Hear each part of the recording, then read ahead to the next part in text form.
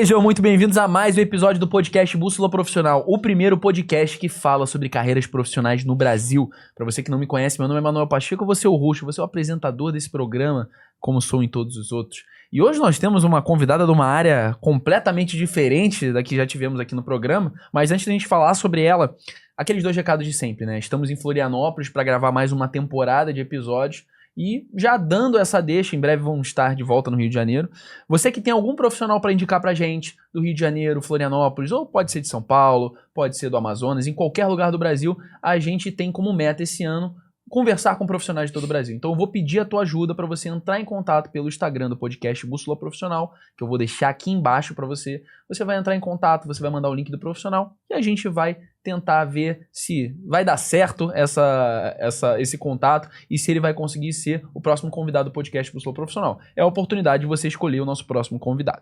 E, segundo recado, é você que é profissional da área da saúde, você que é profissional da área do direito, você que é empresário e está querendo começar a criar conteúdo nas redes sociais, está querendo se posicionar da maneira certa, começar a criar conteúdo de conscientização, eu vou pedir para você entrar em contato pelo Instagram Pacheco MKTD. Antes era MKTD Pacheco, para você que já acompanha a gente há mais tempo, agora é Pacheco MKTD. Então, dados esses dois recados, né, agora vamos à nossa convidada. Hoje a nossa convidada, ela é química, ela é proprietária do laboratório Aquavita. Hoje a gente vai conversar com doutora ou sem o doutora, Ana Bol. Tudo bem, Ana? Como é que você tá? Tudo bem, tudo certo. Você tá? Ana, então, a gente vai começar esse papo, né, a tua área é uma área, assim, fascinante, a gente ouve falar muito bem, a gente ouve falar muito mal também. E primeiro, pra gente começar esse papo, esse assunto, eu vou perguntar sobre a tua trajetória. O que você fez para chegar até aqui? De uma forma bem resumida, é claro, e a gente vai pincelando e vai passando por isso ao longo do programa. Então, muito obrigada, né, pelo convite. É muito bom estar aqui, né, passando um pouquinho da parte da minha trajetória, falar um pouquinho sobre química, um pouquinho também sobre empreendedorismo. A questão da minha trajetória foi que eu sempre trabalhei desde novinha, desde os 14 anos, trabalho com vendas, sempre trabalhei com vendas, e eu acabei indo para uma farmácia de manipulação. Chegando nessa farmácia de manipulação, eu gostei muito, mas muito da parte química. E eu sempre gostei de química no ensino médio.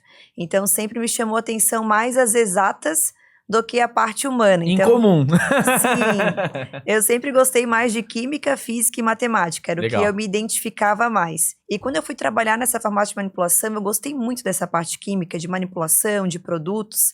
E aí, acabei optando em fazer química na Universidade Federal de Santa Catarina. Então, por conta dessa paixão ali que eu tive, da manipulação de produtos, que eu acabei fazendo química. Entendi. E acaba que, de uma maneira geral, a química, pelo menos é o que se fala, eu tenho uns amigos, uns colegas que fizeram faculdade de química, é assim, é algo assombroso, se assim a gente pode dizer, que entram 100, se forma 1, 2, 3. É exatamente então não é qualquer isso. pessoa que consegue terminar a faculdade, né? É o famoso pague para entrar, reze para sair. É exatamente assim. Antes de eu fazer química, eu tentei 2 anos em enfermagem, na legal. UFSC, que não passei, né? Acho que foi o destino, não era para eu ser enfermeira. E aí, claro que química é muito mais fácil entrar, né? Então eu tava fazendo cursinho pré-vestibular, e aí até eu tomei essa decisão de fazer química, fiz o vestibular de química, e realmente foi tranquilo, assim, de passar, né? Mas é isso mesmo, assim, para passar é muito fácil, mas para sair é muito difícil, muito E tem difícil. muitas opções de mercado nessa área da química, por exemplo, assim, a gente vê de uma forma muito restrita, né, a química. As pessoas têm um pensamento muito fechado. O pessoal, pelo menos, associa muito mais ao lado da docência, muito mais do ensino. Ou seja, vai trabalhar numa escola, vai ser professor de faculdade, né? Quais outras áreas hoje a gente tem como oportunidade na química? Quando a gente entra numa universidade, principalmente uma federal, é um pecado, assim, porque os professores acabam não falando sobre as áreas de atuação. Então, a maioria das pessoas que fazem química, física ou matemática, principalmente essa questão das exatas, elas vão para fazer licenciatura, para ser professora, é isso mesmo, ficar na parte da docência. Mas a parte de química tem muita coisa para fazer, é uma área muito ampla. Então, química pode se trabalhar com produtos, cosméticos, pode ir para a área farmacêutica, pode ir para a parte de qualidade, pode trabalhar com tintas. Eu tenho amigas que trabalham hoje, são especialistas na parte de tintas. Olha aí. E tu pode fazer o que eu fiz, que é para ir para o ramo da parte ambiental também. Então, muita coisa, é um leque de coisas que a gente pode fazer. E o melhor de tudo, né? Ih, deixa eu cair aqui. E o melhor de tudo é que não se tem conscientização sobre isso. né? Assim, Sim. você trazendo esse ponto, quando eu digo melhor, eu digo, olha a quantidade de oportunidades que se tem, né? E aí eu acho que você fez algo mais, como é que eu posso dizer? Mais, a gente pode dizer, diferente ainda, porque você foi pra química e você empreendeu na área da química, né? Você Sim. decidiu empreender na área da química. Então isso aí é no mínimo incomum. Acho que incomum era a palavra certa. É incomum. E como é que você tomou essa decisão de falar assim, tá aí, uma excelente área pra empreender, a química. Como é que foi essa decisão? Então, eu acho, Manuel, como eu sempre trabalhei com vendas, e eu sempre gostei de gente, trabalhar com pessoas, quando entrei na química, eu me senti um pouco deslocada. Porque quem faz exatas são pessoas mais metódicas, né? São Entendi. pessoas que gostam mais de seguir processos, não gostam muito de vender e ir para esse outro lado, ou empreender, Você é né? meio que o estranho no ninho, né? Isso. Então, quando eu entrei na química, só para ter noção, assim, eu não gostava de aula de laboratório. Era uma coisa que eu não curtia, ter que ir pro laboratório, ficar fazendo lá análise, não era uma coisa que eu gostava muito, assim. Eu sempre gostei mais de vendas e estar com pessoas. E eu sempre tive essa vontade de fazer química e ir para a parte de ou consultoria, ou vendas, vender produto, vender outras coisas. Mas nunca em ficar realmente sentada em bancada fazendo análise. Entendi. E essa parte do empreendedorismo que você seguiu, né? Essa área de análises químicas. O que faz hoje um laboratório de análises químicas? Um laboratório hoje trabalha com análises da parte ambiental, que seria água, efluente, solo, e a gente também faz análise de controle de qualidade, então alimentos e cosméticos. Então, o laboratório engloba a parte do meio ambiente e a parte de controle de qualidade. Entendi. E aí, de certa forma, quais são os clientes que mais chegam para você? Quais são as demandas que você mais tem nesse laboratório hoje? Então, hoje tudo e todo mundo precisa fazer uma análise. Então, é uma coisa muito ampla. Condomínios, tem que fazer análise de caixa d'água, cisterna. Se tem piscina, tem que fazer análise da piscina. Hotel, caixa d'água, cisterna e piscina. Empresas e indústrias, né? Análise de efluente, de água. Muitas pessoas não sabem, mas tem uma legislação também federal que fala da análise do ar-condicionado. Então, qualquer ambiente climatizado precisa ser analisado. Hoje tem várias bactérias que são liberadas no ar, e são bactérias patogênicas que podem causar algum tipo de doença. Então, é uma área muito ampla, farmácia de manipulação, hospital, empresas, indústrias, todo mundo precisa fazer análise. Entendi. E os setores hoje que mais precisam disso, a gente poderia dizer que todos, então. Todos. Mas tem alguns que precisam mais do que outros, né? O que acontece hoje é a questão da cobrança, né? As pessoas, elas realizam análise quando elas são cobradas. Então, se a gente tem uma fiscalização ativa, aí eles executam as análises. Então, a fiscalização bateu num condomínio, vigilância sanitária, né, que é o normal. Ou, se não, o órgão ambiental, que vai nas indústrias, empresas. A SIDASC, que aqui em Santa Catarina, lá no Rio de Janeiro deve ser uma outra, mas que faz o monitoramento de indústrias de alimentos. Então, hoje a Aquavita, um laboratório ambiental e de controle de qualidade, depende dos órgãos fiscalizadores cobrarem. Então, se eles cobram, a gente consegue vender uma análise. Se não cobra, é mais difícil. São poucas pessoas que têm essa consciência, né? De executar ou de querer fazer... entregar, às vezes, o melhor, né? De conseguir Exato. entregar algo que, de certa forma, vai fazer bem pra vida das pessoas. As pessoas vão falando assim, principalmente o jeitinho do brasileiro, né? Isso. Enquanto ninguém tá incomodando a gente, vambora, né? É isso mesmo. Perdão. E aí acaba que, né, uma área bem legal da gente falar, que é a questão de... que isso aí vai dar uma polêmica lá no Rio de Janeiro, o que mais se fala é isso, né? Quando se fala em controle de substâncias ou então controle de água. Isso chega muito pra você lá no teu laboratório, que é você conseguir fazer a avaliação da qualidade da água. Sim, sim. O que você tem de experiência nessa área aí pra falar pra gente? Olha, são 15 anos trabalhando com isso, assim. A gente faz muita análise de água, né? Hoje as concessionárias, que são muito julgadas, né? Eu não sei qual que é do Rio de Janeiro, eu não conheço. Mas a nossa concessionária de água aqui em Santa Catarina é a Casan. Hoje, a concessionária, para distribuir uma água, ela tem que estar própria para consumo. Sim. Então, assim, hoje a nossa água aqui em Florianópolis é uma água própria, boa de se tomar, né? E tem que ter esse controle, né? Tem que ter essas análises constantes, diárias, para verificar se realmente a água está própria ou não para consumo. Porque existem, né, alguns boatos, a gente nunca sabe a veracidade, né, mas foi privatizada há pouco tempo lá no Rio de Janeiro. Tá. E aí acabou que depois dessa privatização começaram a ter umas reclamações de que às vezes a água da bica estava saindo, né, mais suja. Pessoas também que bebem do próprio filtro reclamando que problemas de estômago, ou então, né, de certa forma, uma intoxicação ali, algo nesse sentido. Então é complicado, né? Pode acontecer com frequência, né? Pode. Uma água contaminada acontece com frequência. Né? A gente sempre diz assim, a concessionária tem a sua responsabilidade, mas as empresas, indústrias, condomínios também têm a sua. Não adianta a concessionária entregar uma água própria para um condomínio e aquele condomínio não realizar uma limpeza de caixa d'água ou na cisterna. Aquela água vai ficar suja com o tempo. Então a água pode chegar limpa, mas chega numa caixa suja e contamina. Então tem a questão microbiológica, que pode ocasionar o que tu falou, vários tipos de doenças, hepatite, infecção intestinal. Então, a água é uma coisa complicada, tem que se monitorar porque ela pode ocasionar diversos tipos de doenças. E eu vivi na pele, eu não sei nem como é que eu vou contar essa história, eu vou tentar contar essa história, mas acho que foi em meados ali, 2010, 11, eu fui jogar um campeonato de polo com meu pai lá em Salvador, e a gente tava lá na água, assim, a gente foi ficar num hotel onde não tinha a água filtrada, se assim a gente pudesse dizer, né? Se assim a gente pode dizer. E aí, assim, no meio da noite, eu falei assim, nossa, eu tô com uma sede, eu não aguento mais beber Coca-Cola, eu tinha bebido Coca-Cola o dia inteiro, quero beber uma água, aí fui na geladeira, não achei, não tinha... Cara, o que eu vou fazer? Aí eu tive a brilhante ideia de abrir a bica. Eu falei, a água, né? A água, né? Sim, falei, no Rio de Janeiro, já se acostuma, você bebe um pouquinho e tal. Cara, bebi uma quantidade de água razoável. Da bica de Salvador mesmo. Aí, passou. No dia seguinte, eu acordei com, assim, muito mal. Assim, com febre, com dor de barriga, com tudo que você possa imaginar. E aí eu fiquei assim, mal por uns 2 dias. E meu pai, cara, mas o que você comeu? Eu não sei, eu não lembrava. Tipo, eu não tinha feito essa associação.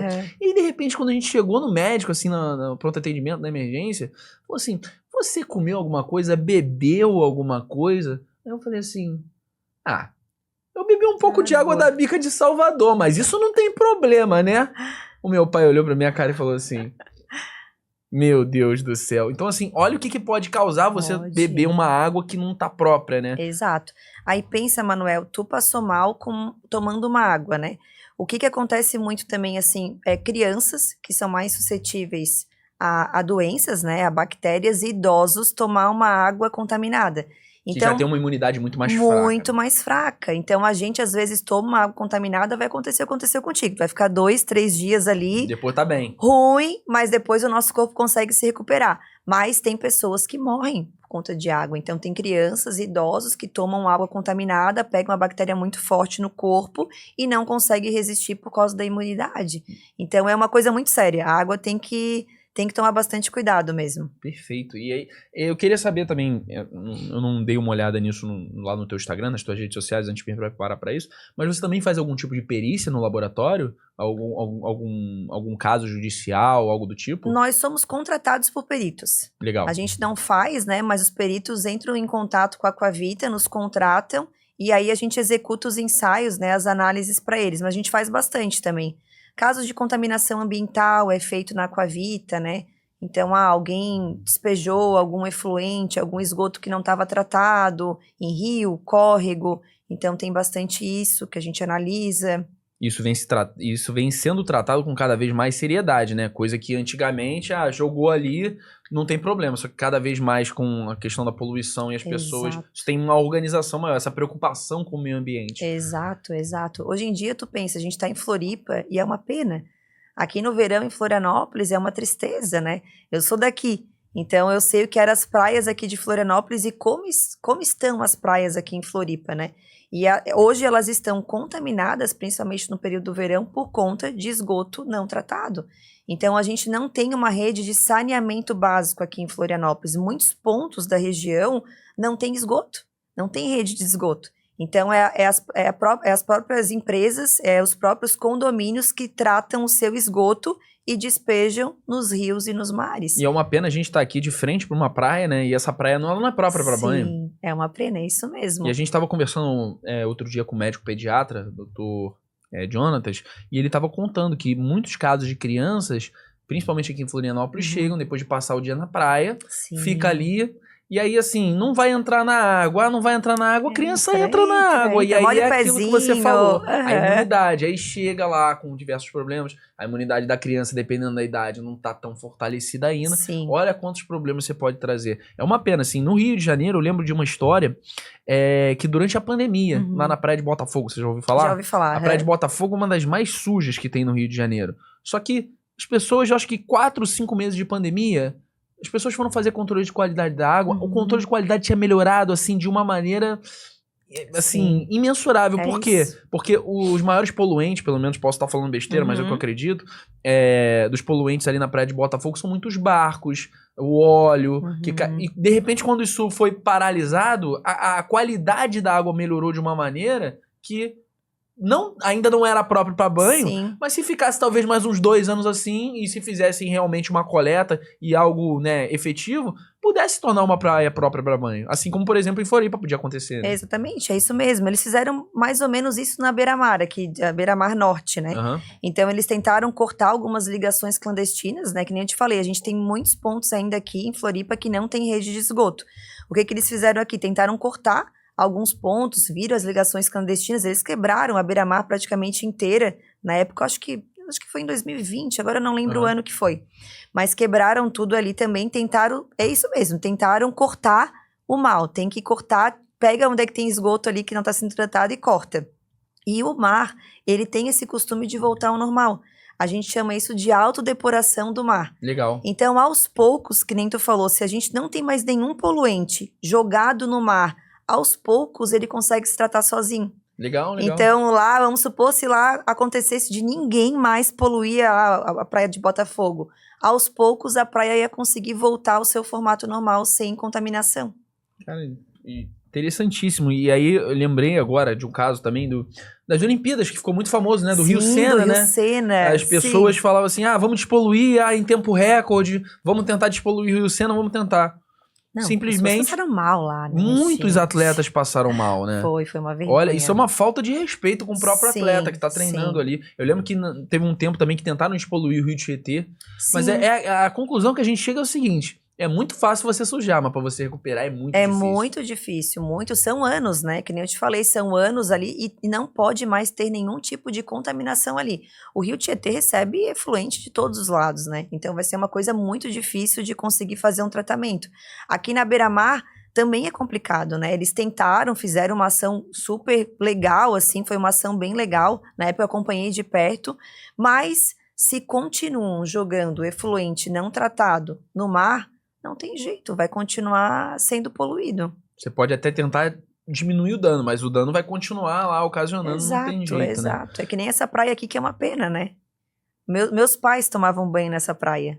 Antigamente era uma praia limpa. E a primeira vez que eu vim em Florianópolis, eu falei assim, cara, que praia linda. É bonita. Pô, vamos entrar aqui? Não pode. Você fala assim, caraca, mas visualmente você olha, a água também não parece tão escura, você passa assim e fala assim, mas tá impróprio pra banho. Exatamente. E aí, o que acontece? O que você faz? Você realmente perde uma beleza dessa, né? Infelizmente. E aí, agora a gente saindo um pouco da análise de água, a gente falando da análise de alimento. Obviamente tem uma diferença entre os dois, né? Mas o mal que uma água contaminada e um alimento contaminado pode causar para uma pessoa que consome, ela é parecida? É um mal muito grande? É um mal menor? Como é que funciona? Depende do tipo de contaminação. A parte de alimentos tem algumas bactérias que são muito patogênicas. Então, quando a gente vai para alimentos, a gente fala de salmonela, a gente fala de listéria, né? Salmonela é mais... Todo mundo já viu no livro de ciência da escola. É isso mesmo. Então, a água não tem esse tipo de contaminante, né? Então, quando a gente vê uma água contaminada, a gente vê uns coliformes termotolerantes, uma Escherichia coli, né? Um Enterococcus. Alimentos já não. Aí tu já pega uma salmonela, listéria, pega os coliformes, E. coli. Então, são bactérias super patogênicas que podem até levar à morte. Então, nessa parte de alimentos, eu acho que é um pouco mais complicada mesmo. É mais perigoso, é mais de certa perigoso, forma. Sim. E hoje as análises que tu faz no teu laboratório em relação a alimentos, como é que funciona esse processo? Então, a maioria... o alimento chega até o laboratório, a gente faz a coleta, né? Então, a gente faz bastante análise de frigorífico, peixaria, ou se não, empresas que trabalham, né, com processamento de alimentos. Então, vai esses lotes para o laboratório e lá a gente realiza os ensaios, as análises e libera um laudo para o cliente, para verificar se realmente ele está próprio ou não para o consumo. E aí, de certa forma, a gente pode entender que os riscos, eles são seríssimos e que os alimentos, esse controle de qualidade, de certa forma, eles têm são mais rigorosos os controles de qualidade dos alimentos do que o da própria água, por exemplo? São mais rigorosos. Então, assim, a cada lote produzido de uma indústria de alimentos tem que ser analisado. Então, analisa tanto a parte microbiológica, que são os patogênicos, quanto a parte físico-química também. Então, cada lote tem que ser analisado. Para que o alimento chegue de certa forma, né? Sim, próprio para consumo, né? E dessas doenças que você falou, assim, algumas podem levar a óbito, mas quais outras complicações elas podem trazer, além de tirar a qualidade de vida da pessoa que consome? É que depende, Manuel, assim, a parte microbiológica vai para a parte de doença, que nem eu te falei, uma infecção intestinal, alguma coisa mais séria, né? E aí a gente tem que levar também em consideração a parte de metais pesados, que a gente tem que tomar cuidado, né? A parte da questão de agrotóxicos, né? Que é utilizado em alimentos. Então, tudo isso, às vezes, na hora tu não vai sentir nada, mas ao decorrer da sua vida, pode ser que venha alguma doença mediante aquilo que tu vai consumindo todos os dias, né? Entendi. Então, acaba que, de certa forma, vai te trazer problemas futuros, se não agora vai te trazer problemas futuros. Sim, sim. E aí é muito interessante a gente destrinchar esse lado, que é como é que é o passo a passo de uma coleta até você fazer uma análise? Como é que funciona todo esse trabalho que vocês fazem no laboratório? Porque é muito interessante. Essa parte ambiental é o laboratório que realiza as coletas. Então, Ele vai lá no mar, pega... Ele que vai lá. Então, a gente tem os nossos amostradores, né? Então, é eles que saem para campo, que vão até o local, realizam a coleta e trazem para o laboratório. Antigamente era muito assim, o cliente coletava e trazia para o laboratório. Meio complicado isso aí. Se tratando de Brasil, é bem complicado isso aí. Então, por conta disso, os órgãos ambientais agora proibiram. Então, eles querem que o laboratório se responsabilize pela amostragem, que vá até o local, colete, né, e leve para o laboratório. Então, a gente garante que a gente está coletando do local certo, que é para ser executado o ensaio. Aí leva para o laboratório, entra, a gente faz uma triagem e depois é distribuído para os laboratórios para fazer os ensaios. Então, dentro do meu laboratório, a gente tem a parte físico-química, que a gente analisa, deixa eu ver se pH, condutividade, turbidez, nitrato, nitrito, fósforo. Então, são alguns tudo ensaios. No lugar, tudo certinho. Isso. E tem a parte microbiológica, que é a parte das bactérias que a gente analisa, né? Bactérias e fungos. Entendi. E hoje, por exemplo, a gente assim, deve ter passado um monte de análises que vocês já devem ter feito. Tem alguma análise que vocês tenham feito no laboratório que tenha sido muito diferente, muito inusitado? Sei, um tipo de alimento diferente, um tipo de... alguma coisa que vocês encontraram na água? De inusitado, assim... Ai, agora não vem assim nada na cabeça, deixa eu pensar. Sempre entra coisa diferente, né? Isso é normal, assim. Mas uma coisa diferente que a gente analisou há pouco tempo, que aconteceu aqui em Floripa, não sei se está acompanhando os noticiários, mas a gente teve há pouco tempo aqui a chuva ácida. Foi uma coisa bem diferente, inusitada, que a gente analisou, verificou como é que estava a questão da chuva, mas nós ficamos alguns dias aqui em Floripa por conta das queimadas que deu no Brasil, né, que o Brasil inteiro acompanhou, né, aquelas queimadas e tal, e um pouco das queimadas veio para cá, e por conta disso, nós tivemos uma chuva ácida por alguns dias. Eu acho que nós ficamos uns 2 ou 3 dias com uma chuva ácida, e aí a gente teve que analisar, verificar como é que estava essa chuva, o que ela poderia fazer de mal para a saúde humana, ou até o que ela poderia ocasionar em estruturas.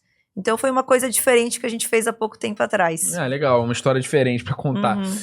De certa forma, a gente poderia interpretar em qual sentido as maiores dificuldades que as empresas têm, o que elas mais erram na hora de entregar um melhor produto, de entregar melhor água. Quais são os problemas que vocês mais encontram nesses alimentos e nessas águas? Então, as pessoas, é que nem eu te falei, as pessoas acabam fazendo por obrigatoriedade. Entendi. Então, o legal seria ter um monitoramento constante, tanto da parte de análises de água, quanto a parte de alimentos, né? A gente sempre tenta falar e trazer casos reais para os nossos clientes, né? Porque a gente já teve muitos casos complicados, assim, vou te dar um exemplo que aconteceu há um tempo atrás. Uma piscina, é uma piscina infantil, tá? De um condomínio. E aí o piscineiro foi lá, foi fazer o doseamento do cloro e colocou cloro demais na piscina. E aí 3 crianças foram tomar banho logo em seguida e tiveram queimaduras de 3º grau. Caramba! Então, sim, mandaram foto pra gente, foi uma coisa bem feita, interditamos a piscina, aconselhamos ali o que eles tinham que fazer, Caramba. mas as pessoas às vezes não veem o perigo, Não né? veem o perigo. Pensam que estão só cumprindo a legislação. Mas não, são condôminos, são pessoas que estão ali. Então, foi 3 crianças que tiveram uma queimadura de 3º grau. Cloro pode sim queimar, né? Uma piscina contaminada pode ocasionar hepatite, vários tipos de doenças. Então, a gente sempre tenta trazer casos reais para os nossos clientes, para eles saberem, olha, é importante fazer análise, é um respaldo técnico, né? Eu sempre digo para o síndico, eu falo, cara, é um respaldo técnico para ti, tu tá monitorando a piscina, a tua água. Vai cair na tua conta. Vai cair na tua conta, se tu tiver algum problema, poxa, tá aqui, ó, eu tô fazendo certinho, eu tô analisando e tá tudo certo, né? Então, a gente sempre tenta auxiliar os nossos clientes dessa maneira, assim, trazendo casos reais, falando pra ele, ó, se tu não fizer isso, pode acontecer isso, É que né? eu acho que a pessoa só entende quando ela consegue identificar alguma coisa que poderia acontecer com ela, ou que já aconteceu. Então, você falando desse caso, me trouxe também eu treinei uma polo aquático bastante tempo, e um clube no Rio de Janeiro, já treinei em alguns, às vezes estava dando a hora já do piscineiro ir embora, e aí a gente estava nadando do outro lado da piscina, e tinha o piscineiro que ele ia colocar cloro de um lado da piscina. Tá. E aí a gente tava nadando, tá na hora, já deu 9 horas, não sei o quê, vum, joga o cloro na piscina. Só que é uma piscina olímpica, né? Tá. Então até o cloro, né, Sim. conseguir se misturar e chegar lá, tinha um tempo. Só que eu lembro eu sempre tive muito medo, né, respeito. Então quando eu vi que o cara tava jogando cloro, pô, saía logo. Teve alguns colegas na época que eu lembro, que quando o piscineiro jogou o cloro na piscina, a pessoa foi nadando, tá tranquilo. O amiguinho voltou todo se coçando pra casa no dia seguinte. Ele falou assim, cara, eu não consigo parar de me coçar. Tá vendo como é perigoso? Então isso foi uma reação. Você tá falando de uma reação de queimadura. Tudo vai depender também do nível do cloro. Da quantidade que foi colocada, né? A gente teve um caso também de de piscina também, assim. Uma empresa que tem piscina ali pra crianças, né? E também aconteceu um caso da piscina estar contaminada e aí crianças pegarem hepatite. Tipo, no dia seguinte, eu acho que 5 ou 6 casos de crianças com hepatite por conta da água.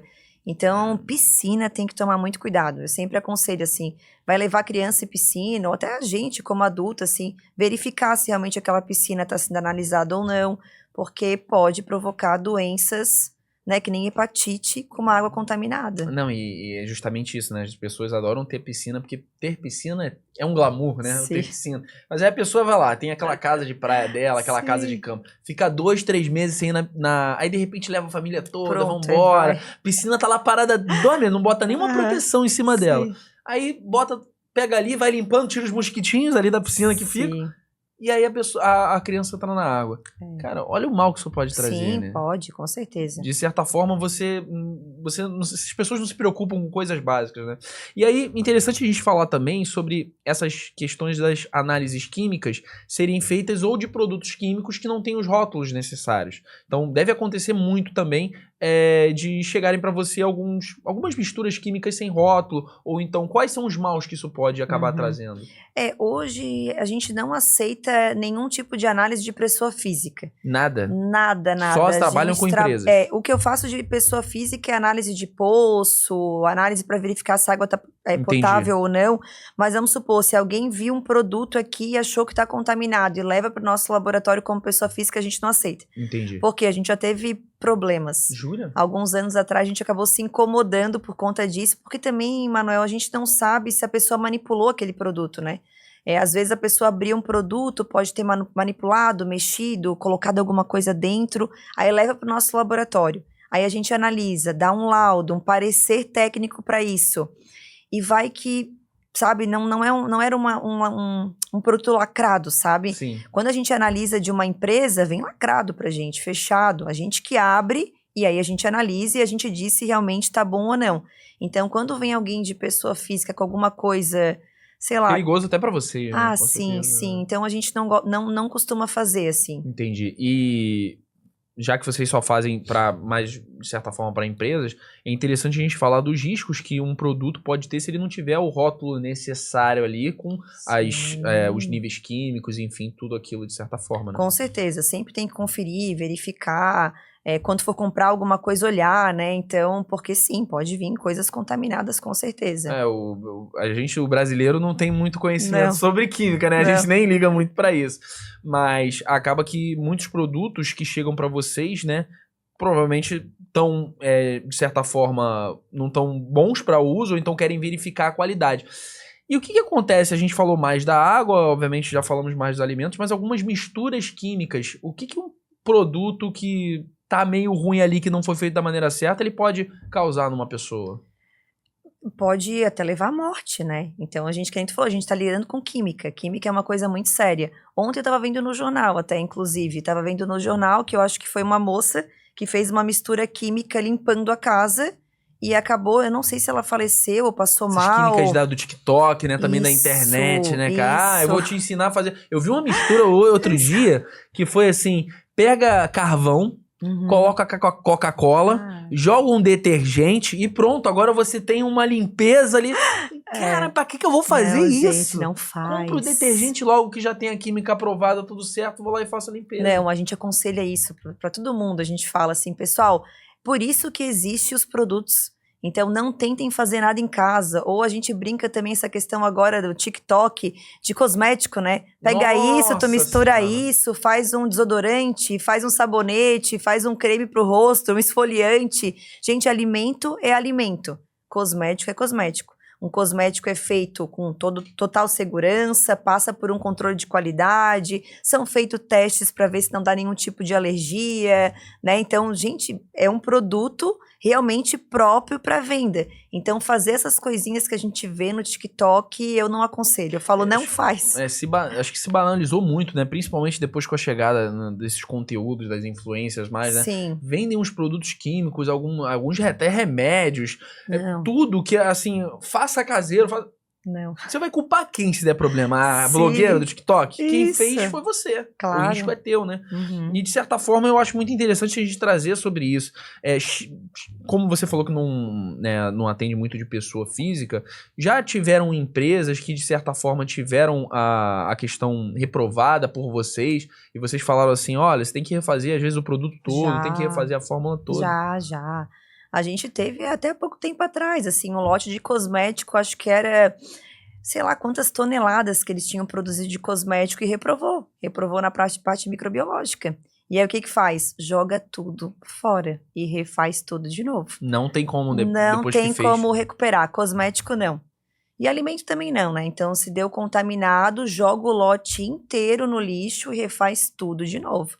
Mas acontece, de vez em quando acontece. Às vezes demora para um produto, ele precisa passar por muitas análises, por um processo de preparação, até um produto estar apto, né, para conseguir entregar um bom resultado. Isso é interessante falar, porque tem muitas influências e muitas pessoas que, principalmente, vendem produtos cosméticos, vendem produtos, às vezes, de limpeza, ou então até outras coisas relacionadas à área química e, de certa forma, essas pessoas elas estão ingressando no mercado agora. Isso. Elas não vão começar com o melhor produto do mundo, porque, primeiro, vão precisar contratar os melhores profissionais para isso. Sim. Então, você tem esse início. Chega muito para você, esse caso, acho que é interessante perguntar sobre pessoas que trabalham com a internet, influencers que querem começar a vender produtos na internet e precisam de um laboratório? Olha, Manuel, eu acho que nunca recebi. Nunca recebi, assim, muito pouco. Essas pessoas que começam a produzir cosméticos, elas acabam não realizando análise, tá? Coisas mais caseiras, vamos dizer assim. Eu não vejo fazendo algum tipo de ensaio, verificando se está próprio ou não. É mais difícil. Então, se tu for pegar esses sabonetes caseiros, esses cremes que as pessoas estão começando, que nem tá falando assim, é mais difícil. Eu não vejo fazer análise, tá? E acaba que, de certa forma, o que você acha nesses... obviamente, você não faz análise desse em específico, mas nesses produtos de limpeza e nesses cosméticos, até de empresas mais respeitadas, o que você encontra ali que preocupa? Assim, você fala assim, caraca, como é que eu fui encontrar isso aqui? É uma irresponsabilidade tamanha. Eu acho que mais a parte microbiológica. Só que a gente que trabalha, eu já trabalhei em indústria também, eu sei o quanto é difícil também manter um controle de qualidade 100% perfeito. é complicado, então às vezes vem alguns produtos que têm, né, a contaminação microbiológica. A parte de cosmético, a gente não dá muita bola, mas um cosmético contaminado pode provocar cegueira. Já Caramba. aconteceu casos de pessoas de passarem algum cosmético nos olhos, rímel no olho. Rímel no olho provocou cegueira em algumas pessoas. Teve casos comprovados nos Estados Unidos. Então, às vezes, a gente não dá muita bola para a parte de cosméticos, né? Mas o cosmético, a gente tem que tomar muito cuidado com aquilo que a gente compra. Porque se tem algum tipo de contaminante ali, pode provocar N fatores, né, no nosso corpo. Então, tem que comprar de alguém que conhece, de produtos bons, né, que tem lá a liberação da Anvisa. A gente sempre aconselha isso. E me veio um assunto muito interessante sobre você falar da importância disso, que na Páscoa, muito se surgiu a cultura aqui no Brasil, não sei se nos outros países é assim, do tal do ovo de Páscoa artesanal, né? Isso acontece muito na Páscoa.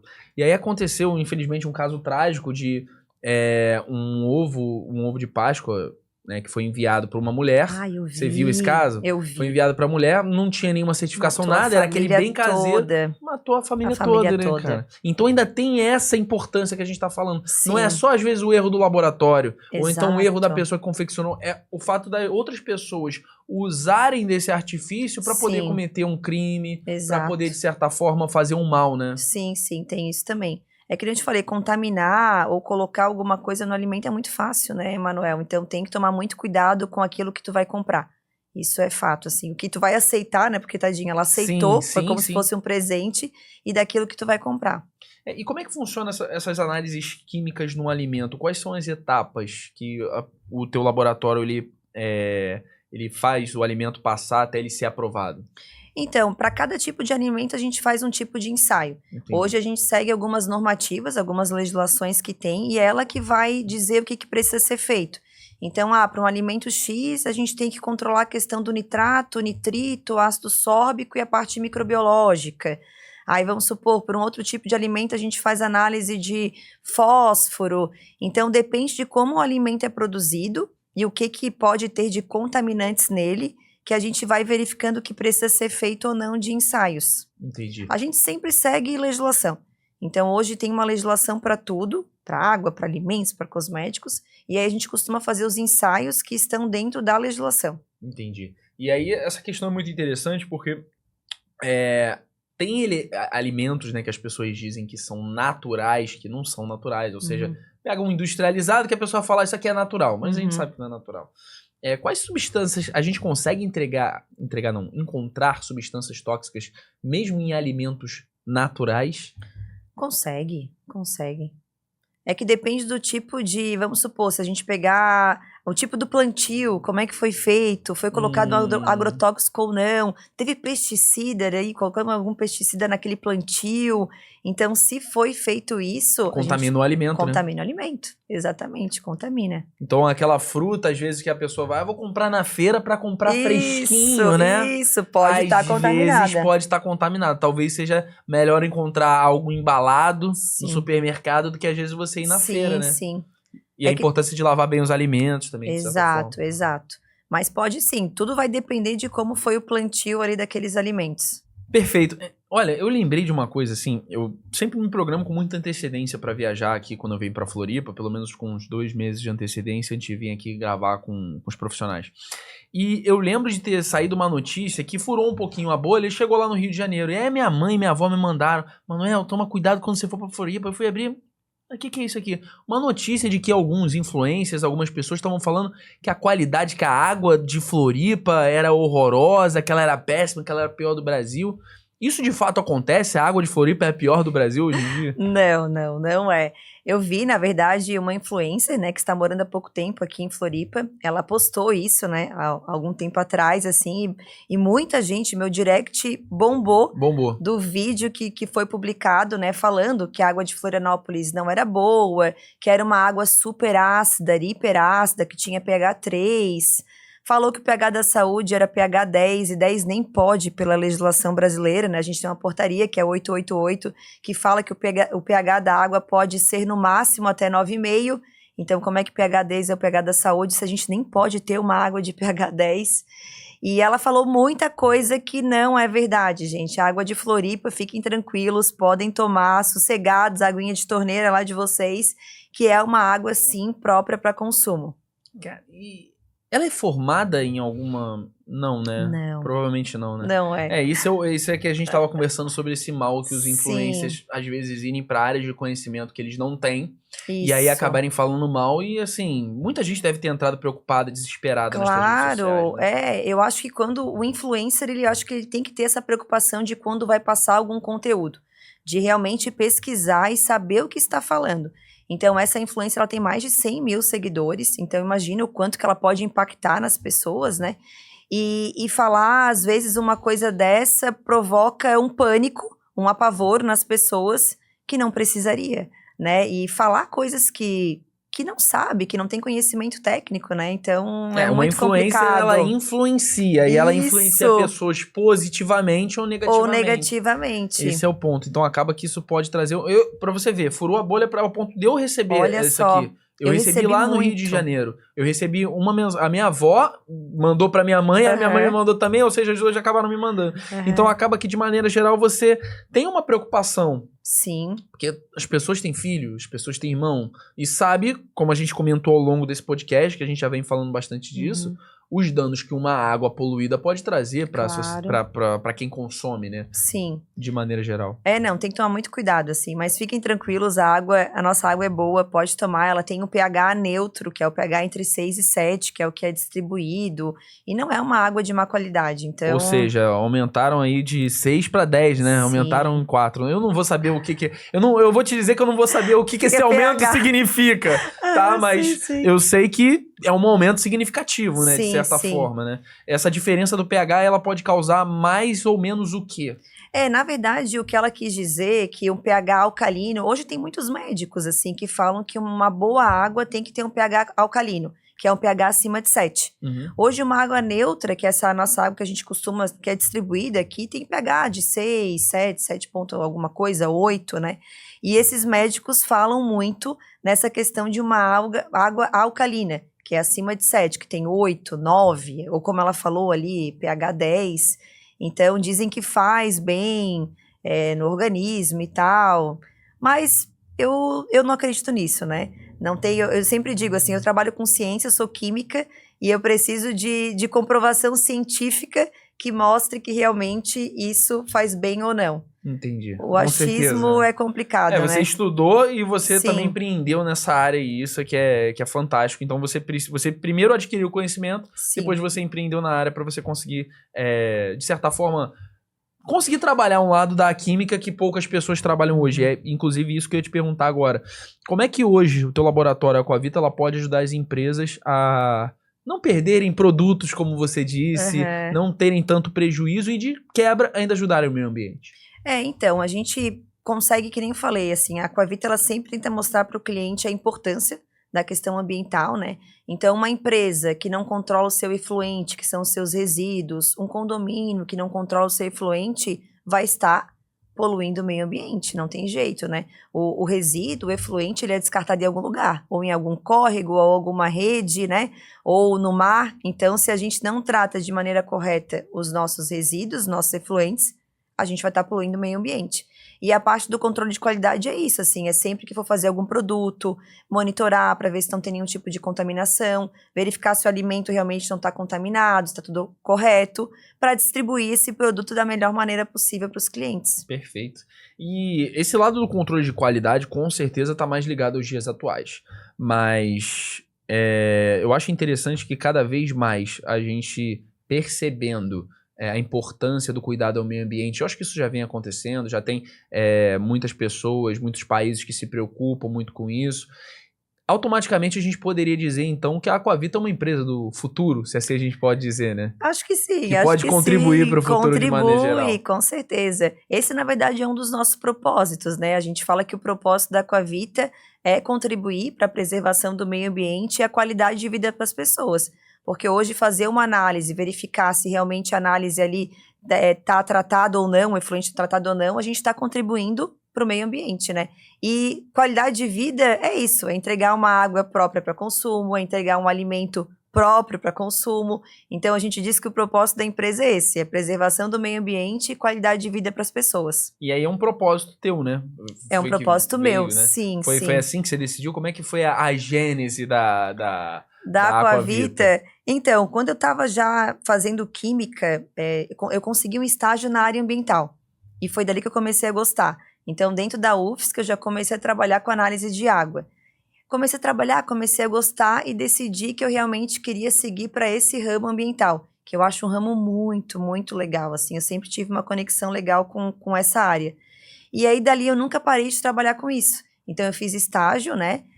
Com análises de água, saí da UFSC, fui trabalhar num laboratório de análises ambientais, fiquei 3 anos nesse laboratório, e eu sempre tive muita vontade de empreender, sempre tive Legal. vontade, era uma coisa minha, assim, sabe? Aí eu fiquei 3 anos Por nesse conta de você, perdão te interromper, por causa dessa questão das vendas que você já tinha também, né? Sim, eu fiquei 3 anos nesse laboratório, e eu queria sair e abrir o meu laboratório.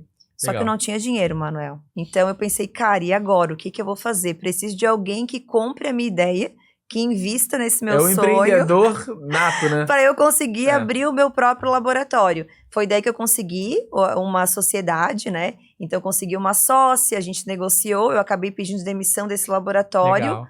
e fui empreender, abrir o meu laboratório. A sociedade não deu certo. Não deu certo, a gente ficou sócia lá por 2 anos e alguma coisinha, acabou não dando certo. Eu acabei comprando a parte dela depois, assumi uma super dívida, bem louca. Eu sempre digo assim, sabe aquela louca empreendedora que bate no peito, acha que o negócio vai dar certo. É que fala assim, eu não recomendo que você faça igual, mas eu não Isso! faria diferente. Exatamente, assim. Porque quando eu comprei a Aquavita dessa minha sócia, a gente tinha uma dívida a mais de 200 mil reais. Caraca. E eu ainda comprei a parte dela, então eu fiquei com uma dívida ali de mais de 300 mil. Caraca. Só que eu tinha certeza que o negócio ia dar certo. Você acreditava? Eu acreditava, eu falava, cara, eu trabalhei no outro laboratório, eu fiz o negócio acontecer, eu fiz a coisa crescer, por que que o meu não vai funcionar? Então eu peguei, bati no peito, assumi e fui trabalhando, a gente foi pagando as contas aos poucos, assim, e foi. E graças a Deus estamos aí, esse ano a gente vai fazer 11 anos Pô, de legal, cara. Aquavita. Parabéns mesmo, assim. Mas foi uma loucura. Pô, eu imagino, né? Eu acompanho muito o Flávio Augusto, que é um dos maiores empresários do Uhum. país, eu gosto muito dele. E ele fala que você pode ter o capital e tem também um capital intelectual. Uhum. Então você não tinha o dinheiro, Não. mas você tinha o capital intelectual, você Sim. tinha a tua experiência, que você sabia, isso aqui uma hora vai dar certo. Sim. Mas também ninguém acreditava em você, só você que Sim, acreditava em você mesmo. Sim. E como é que foi lidar com todas essas críticas? Como é que foi lidar com tudo isso pelo que você passou até você conseguir fazer a Aquavita se tornar rentável financeiramente? Foi difícil, Manuel. Eu não vou dizer que foi fácil, porque foi difícil, assim. Algumas vezes eu pensei em desistir, assim. Principalmente quando a gente estava na sociedade, o negócio não estava indo bem, a gente não estava conseguindo vender. Então, algumas vezes eu pensei, cara, não deu certo, faz parte, né? Faz Abrir parte. empresa no Brasil é isso. Vamos tentar. Vamos tentar, pode ser que dê certo. É 50-50, ou dá, né? Então, tipo assim, não deu certo e vou tocar a minha vida. Mas eu sempre acreditei, eu queria fazer o negócio acontecer. Legal. Mas foi difícil, assim, foi vivendo, que nem eu falei, eu não aconselho, né? Porque daí a gente vive no limite, né? Mas a gente foi indo aos poucos, foi conquistando clientes. Eu sempre fui muito chata com atendimento. Eu sou muito chata com atendimento ao público. E eu acho que esse é um dos diferenciais da Aquavita. Então, eu quero atender diferente. Eu quero tratar o meu cliente de forma diferente que os outros laboratórios não tratam. Eu quero entregar um serviço personalizado. Eu não entrego apenas um laudo para ti. Tu vai fazer uma análise comigo, eu não vou te entregar só o relatório, tá aqui, interpreta. Como análises clínicas faz, né? A gente faz um exame de sangue, vem lá um monte de coisa e tu leva no médico, para o médico interpretar para ti. Ali na Aquavita a gente não faz isso. A gente é um dos poucos laboratórios que entrega um laudo já com uma declaração, já falando se essa água está própria ou não para o consumo, comparando a legislação correta. Então, a gente tenta fazer um serviço diferenciado. E por conta disso, eu acho que a gente cresceu do jeito que, né, a gente cresceu, assim, nesses anos. Mesmo depois de muita luta, uma hora você conseguiu, né? Uma hora foi. E aí deve ser muito difícil, obviamente não passei nenhum terço do que você passou, mas deve ser muito difícil, ainda mais você com uma dívida desse tamanho, tua sócia querendo abandonar o barco, você com uma dívida gigantesca, você fala assim, Não, vou bater no peito. Eu acredito nessa ideia. Foi. E aí, Foi exatamente e aí isso. você conseguiu, cara. Parabéns mesmo. Uma história muito legal. E aí eu queria saber se você tem visto muitas empresas surgirem hoje com essa crescente pela importância do meio ambiente, economia circular. Se você tem visto de maneira geral muitas empresas indo para essa área do meio ambiente. Olha, eu tô vendo sim, assim, é até bem interessante que esses laboratórios novos que estão surgindo no Brasil nos seguem. Ah, E legal. eu fiquei muito feliz, assim, a gente tem muitos laboratórios de Roraima, de vários locais, até de fora. Pô, Esses legal. dias veio um laboratório do Paraguai me visitar para conhecer o meu laboratório, ver minha estrutura, como que a gente trabalhava. E eu fiquei muito feliz, eu falei, poxa, Para fazer uma versão paraguaia. Então eu falei, nossa, que legal, assim. Então eu tô vendo que tá tendo sim uma crescente.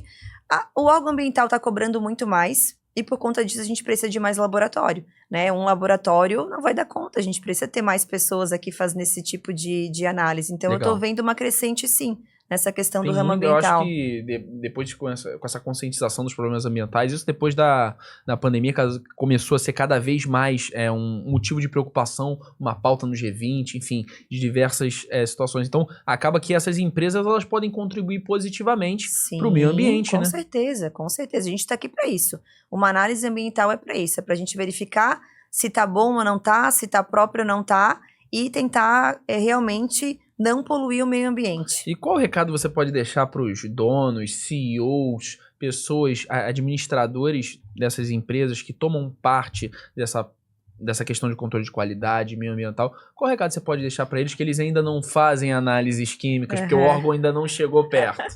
Eu acho que saber da importância, né? É que nem eu falei, a gente tá aqui em Floripa, né? Olha quantas praias lindas a gente tá perdendo e olha como é que tá o nosso Brasil, né? Então é saber da importância de a gente ter um meio ambiente realmente que não esteja poluído, de contribuir para a preservação do meio ambiente. Eu acho que isso é muito importante, assim, é conscientização ambiental. A palavra é essa, veio agora na cabeça, conscientização ambiental. Legal. E qual, assim, se você puder desmistificar pra gente, quais são os maiores mitos que você vê sobre laboratórios de análise, assim, ou pro lado da química? Quais são os mitos aqui que você gostaria de desmistificar no nosso podcast? Eu acho que o maior mito é a questão de falar que essa água que eu tô olhando aqui, ela tá límpida, está bonita. Vou até botar um pouquinho aqui de água pra você. Que ela tá legal, né? Ah, não, gente, tá limpa, tá bonita, tá, né? O visual dela tá legal e dizer que ela está própria para consumo. Muitas vezes a gente vai olhar uma água e realmente ela vai estar límpida, não vai ter nenhum tipo de sujeira, vai estar com a turbidez boa, só que sim, ela pode estar contaminada. Então, por exemplo, se eu tenho essa água aqui, ela tá clarinha, tá limpa. Obviamente ela foi lacrada, foi analisada, etc. Mas se eu vou ver uma água clarinha dessa no mar, isso não quer dizer que ela não esteja poluída. Não quer dizer. Ela então, a cor da água não tem nada a ver com o nível de poluição dela. Exatamente. Isso mesmo. Eu acho que esse é um dos maiores mitos que as pessoas olham. Ah, não, mas tá bonita, tá clarinha, tá ótima. Eu tô tomando e tá uma delícia. Abre a bica e fala assim, mas a água tá escura, não tá boa, mas a água tá clara. Agora sim, bebe a água da bica. Exatamente. Igual aquele menino lá de Salvador que eu te contei no início do programa, sim. fui eu. É exatamente isso. Exatamente isso. Doutora Ana, seguinte, eu quero falar agora sobre um lado mais empreendedor teu, porque eu achei essa história, a tua história fantástica. E principalmente a gente vai entrar numa questão de direcionamento de carreira aqui, tá? Hoje no podcast Bússola Profissional, você é a referência profissional de quem tá assistindo a gente. Então, profissionais, às vezes pessoas que estão saindo da faculdade ainda, saindo do colégio, que elas querem um direcionamento de carreira, tão indecisas para onde vão seguir. Hoje você é a referência profissional dessas pessoas. Eu queria que você desse um conselho para essas pessoas. Todo profissional que está saindo do colégio, indo para a faculdade de química, eu quero fazer química. Qual conselho você daria para essas pessoas? Eu acho que um dos maiores conselhos é busque fazer estágio. Busque fazer estágio, vá para empresas, conheçam empresas, trabalhe com diversos ramos para conseguir se identificar com aquilo que gosta. Eu acho que, principalmente na questão da química, eles entram e acabam ficando muito dentro do departamento de química. E aí tu acaba ficando muito mundo fechado, restrito, né? Exatamente, assim. Então eu sempre falo, entrou, vai fazer uma faculdade, eu acho que para qualquer faculdade, assim, trabalhe. Faça estágio, conheça, Legal. Faça numa área, vai para outra área. Então, busque conhecer locais e empresas diferentes. Legal. E aí Muito vai bom. ser dali que eles vão realmente se identificar, ver o que gosta, o que vai querer seguir. Então esse é o meu maior conselho, assim, faça estágio. Na parte do estágio, né, você vai ver as diversas possibilidades de trabalhar. Eu lembro quando eu fiz estágio em Direito, na época, eu fiz estágio no TJ. Uhum. Então a minha maior referência nesse lado era simplesmente, você vai então sair da faculdade de Direito, você vai fazer um concurso para ser aquele funcionário do TJ. E aí você vê que a advocacia tem diversos segmentos, né? Enfim, acaba que você fica muito restrito. Excelente conselho. E agora que você já deu um conselho para jovens profissionais, como eu te disse que você é a referência profissional aqui do nosso programa hoje, eu quero saber quem é a referência profissional da Ana Bow. Olha, eu sigo tanta gente assim, eu acho que nem tu, assim, um dos meus maiores mentores é o Flávio Augusto. Eu gosto demais dele, assim. Meu sonho um dia era poder fazer, quem sabe, uma consultoria, mentoria. Eu acho ele muito foda, é um cara muito bom, assim. Eu gosto bastante do pessoal do G4 Educação que eu sigo, então Thales, Alfredo, Joguei polo aquático com o Alfredo. Pois é, eu gosto demais deles, assim. Hoje, da parte empresarial, seriam esses, assim, que eu sigo e gosto muito. Caio Carneiro, também gosto bastante.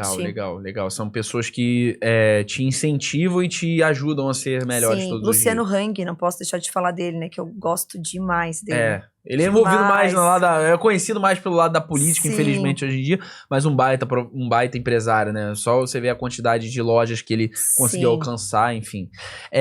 E aí a gente indo para um lado, mais você dando conselhos para jovens profissionais nesse sentido, eu queria saber, o teu conselho ele foi muito ligado a faça estágio, conheça possibilidades para que teu mundo não seja fechado. Mas eu acho interessante a gente falar também, você hoje, volta lá, Ana, lá no início saindo da faculdade, você teria aberto uma empresa logo no início ou você ficaria trabalhando por muito tempo para alguém? Hoje, se você fosse voltar no passado, o que você faria? Não, eu acho que o que eu fiz foi correto, assim. Eu acho que o importante é tu adquirir experiência. Então, antes de eu abrir a minha empresa, eu adquiri experiência, eu vi como é que era uma vivência empresarial, o que eu Legal. precisaria fazer. Eu trabalhei com tudo, assim, Manuel. Então, eu trabalhei na parte financeira, eu sabia fazer nota fiscal, eu sei fazer cobrança. Então, quando eu abri a Coavita, Eu empresa, né? Era empresa. exatamente isso. Eu era uma profissional que eu já tinha conhecimento de todas as áreas. Eu tinha a parte técnica da química, mas além de ter a parte técnica, eu tinha essa parte de vendas, eu tinha essa parte do financeiro. Então, quando eu abri, eu já falei, cara, eu sei, deixa comigo que o negócio vai funcionar. Então, eu tinha essa conscientização do que precisaria ter. Eu acho que sair de uma faculdade, que a gente sai muito cru, assim, a gente aprende um pouquinho de cada coisa, Pouca experiência né? profissional, Pouca né? experiência. E já abrir uma empresa de cara, pode ser que a pessoa fique um pouco frustrada ou não dê certo. Então, eu acho legal sair, trabalha, pega experiência, e aí depois sim, monta o teu negócio. Legal demais esse teu conselho, essa tua dica. E como o próprio Flávio Augusto fala, uma empresa não sobrevive sem vendas, né? Não. E talvez o segredo do sucesso da Coavita hoje seja o fato de você ter esse treinamento de vendas, porque só assim você vai conseguir cliente, né? É, exato. Eu acho que, e outra coisa que é muito importante, assim, quando abre uma empresa, o foco é que nem ele fala, o foco é vendas, é vender, é captar, é trazer cliente. Então, a gente tem que botar todas as nossas energias nisso, né? E aí depois sim, vai aperfeiçoando, melhorando o processo, mas o coração é o vendas. Mas me conta uma coisa, assim, você me chamou muita atenção que você falou que chegou a ter uma dívida de quase 200, 300 mil reais. Sim. Como é que você fez pra superar isso? Foi só na base da venda? Foi assim, trabalha noite e dia, 24, 48, não dorme direito? O que você fez pra conseguir chegar onde você chegou? Então, na verdade, a gente foi pagando aos poucos, né? Então, logo que eu desfiz sociedade, eu já consegui um outro local, saí, fui trabalhando e fui pagando aos poucos, né? A gente foi aumentando o faturamento, vendendo mais, eu fui visitando, indo atrás de cliente, e aí a gente conseguiu ali levantar o faturamento para conseguir pagar um pouco da dívida. E eu tenho uma história muito bonita para contar. Ah, legal. Que aconteceu comigo, assim, no final de 2018 para 2019, eu ia fechar o ano e eu tava com uma dívida, daqueles 300 mil, eu tinha uma dívida de 20 mil reais para eu entrar no ano de 2019 zerada, sem dívida nenhuma, depois de... E era uma meta, né? Uma meta. Uma meta até quase que simbólica, né? Sim. Vou fechar esse ano... Exato. E aí, o que aconteceu comigo? Assim, eu tenho um cliente, que é um cliente amigo meu já, né? Eu não falo que nem é mais cliente, é um amigo que conhece minha trajetória, tá comigo desde que eu abri a minha empresa. É o Norton, da New Service. Beijo, Norton. Espero que você me assista aqui. Mas foi muito legal, assim. Faltava 20 mil, ele sabia da minha história. E aí, quando chegou em dezembro, ele chegou pra mim e falou pra mim, Ana, abre a tua conta. Aí eu falei, como assim abre a minha conta? Ele falou, abre a tua conta.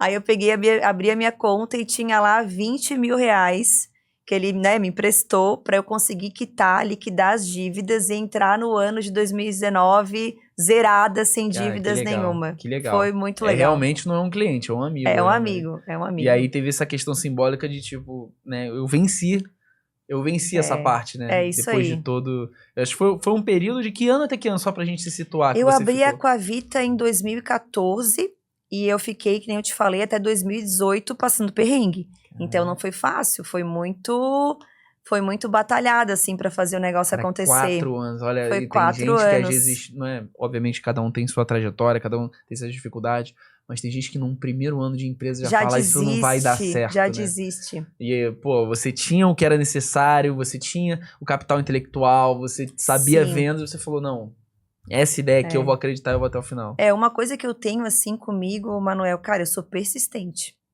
Eu sou resiliente, né? Dizem que empresário tem que ser resiliente. Cara, isso eu acho que eu tenho muito, assim. Eu, quando boto uma coisa na cabeça pra tirar, é difícil. Eu vou até fazer o negócio acontecer. E claro, a gente passa por perrengue, a gente toma rasteira, a gente levanta. Empresário é isso, né? A gente toma rasteira. Eu digo, é um soco na boca do estômago todo dia. Aí tu tem que ser resiliente de tomar aquele soco, esperar um pouquinho, 5 minutos, já aguenta, vai, vamos e bora pra frente, bora fazer o negócio acontecer. Pô, legal demais a tua história, parabéns. E assim, eu acho que nesse programa aqui a expectativa sempre foi a gente olhar mais pro lado do que você poderia somar em questão da área da química, mas você também tá somando muito na questão do empreendedorismo e isso é muito legal.